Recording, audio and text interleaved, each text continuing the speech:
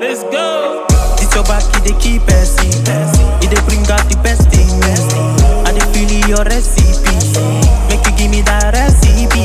Fine, fine. Yeah, you fine. You so divine. I dey feel you die. What's up, man? Welcome to another episode of Awesome Entertainment. I am Joel Awesome. We are checking out this Daredevil Born Again characters Reborn. I think it's a little sit down with the cast and they talk about it, but whatever. We're just gonna react to it. Excited to see what's popping with Daredevil. I'm in the middle of the rewatch of the other season, and it's just like, damn, I forgot how good this show was. But I was wondering if we could have a little chat. What was the first thing that popped in your head when you heard the show was coming back? You know what it was? Should I tell you? The thing about this show, about Daredevil, is it's probably one of the best casted Marvel TV shows. You got like this dude is a solid Kingpin, like damn near perfect. You know what I mean? I wish they would have gave him more of a power, thirst for power, instead of just worrying about Vanessa all the time. But either way, bro, dude killed it. You got like Daredevil, Kingpin, and Punisher are like perfectly casted. And it should create such a great show. Yeah. Damn it, Vincent's right. It's true. Yay, damn it. It's not entirely unpleasant seeing you again. I could say this. It's crazy how much he changes his voice. Like the voice is, I was like, man, this dude has the perfect voice for Kingpin. And then it's like, oh, he's actually just making that voice up himself. That's got to be rough on the tonsils. We got an early script and they had come up with the idea of like, we want to bring you guys together early on and then again later, much later. Yeah, so we have this idea. We sat down with Dario and the directors, Aaron and Justin, and they had an early draft of that scene and we workshopped it for hours. Yeah. One of the things that we came up with was we think there should be a moment of levity at the top of the scene where we seem like friends, where there's laughter, there's humor, there's something, and then it can get nasty. It's a cool moment. If you step out of line, I will be there. I honestly think the dynamic between these two is going to be crazy just because it's like they do have time. This is season 4 and they could probably put in a little time jump. So like they damn near know each other right now. Like, of course it's going to be like they laughing like Kingpin, like, remember I whooped your ass? But that's it. So Eldon, I don't know about you, but after 5 years of being away from these characters, was there a challenge in coming back to it? I don't think so. I thoroughly enjoy playing Foggy, There's a lot. Hey, yo, man, I'm glad they gave my boy Foggy a cut, man. That boy was looking rough in season 1. I haven't got to see it, but he looking rough in season 1 with that long hair. Like, they got him fresh. Look like he can pull some hoes now. I sort of strive for myself in my life. Sort of felt natural to fall back into it. There's always that danger, I think, sometimes when you take time away from a character that you come back and you're like doing an impression of yourself as you used to. 5 years allowed me to go, oh, well, she's grown and changed, right? This is a new version of this character. So she doesn't actually have to be exactly like or similar. Favorite thing about playing Foggy is just like the connection with the fans and how much they love it and how excited they get. And like, you know what I mean? Like that really is kind of special. Yeah, didn't something happen to you? Like someone came up to you and they were like really mad? Oh, yes. Yeah. What was that again? It was like people would stop me on the street and they were like, why are you mad? I'm mad for being a superhero.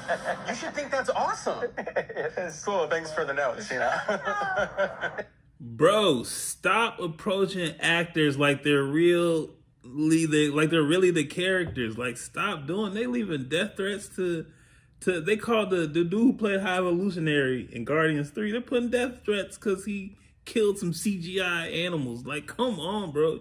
Stop walking. Like, bro, I feel like actors should be allowed to slap the shit out of anybody who approach me and start telling me about decisions I made as the character I'm playing. Like, bro, you should be allowed to just slap the shit out of stupid people. That's a good point. A lot of these people absolutely hate you. I can bring back events from my own life and use them in him all the time.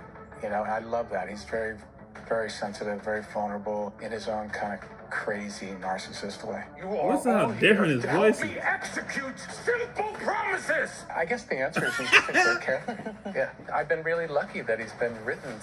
Kingpin is one of the GOAT villains. Like, Spider-Man has all the best villains. I understand he's part of Daredevil, but like, bro, Kingpin is up there. He doesn't have no superpowers. He's just cool. Like, you just created a cool-ass dude. You know, I honestly like Kingpin more than I like Lex Luthor. That's just me, man. I mean, I think Kingpin's he's a better villain. I respect him more. You know what I mean? Because he's just cutthroat. He's not a super genius. Because if you were a super genius, you should be quit getting your ass whooped. You know what I'm saying, Lex? If you really about that, I'm just the Kingpin of crime. Like, I'm just the best at this shit. So well. In real life, I'm like such a people pleaser.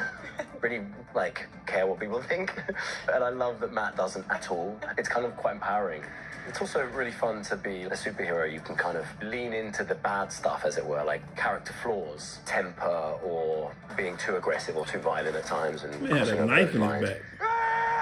Because you're ultimately playing a superhero and you ultimately will come good in the end. It's kind of, that duality is really fun. Well then, we really do understand each other. Well done.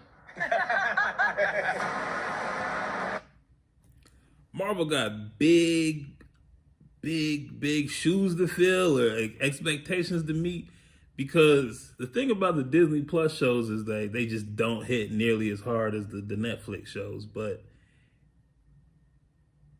it's okay because they're different characters. You know what I mean? This show, you're bringing in Daredevil and all the same people, so we're just gonna compare it to the old show.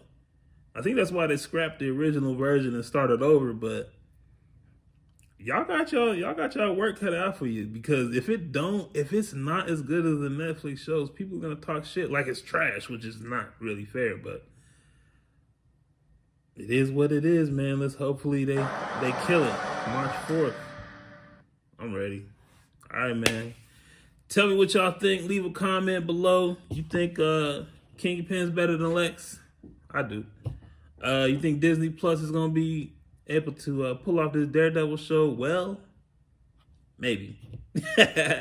Anyway, click this QR code.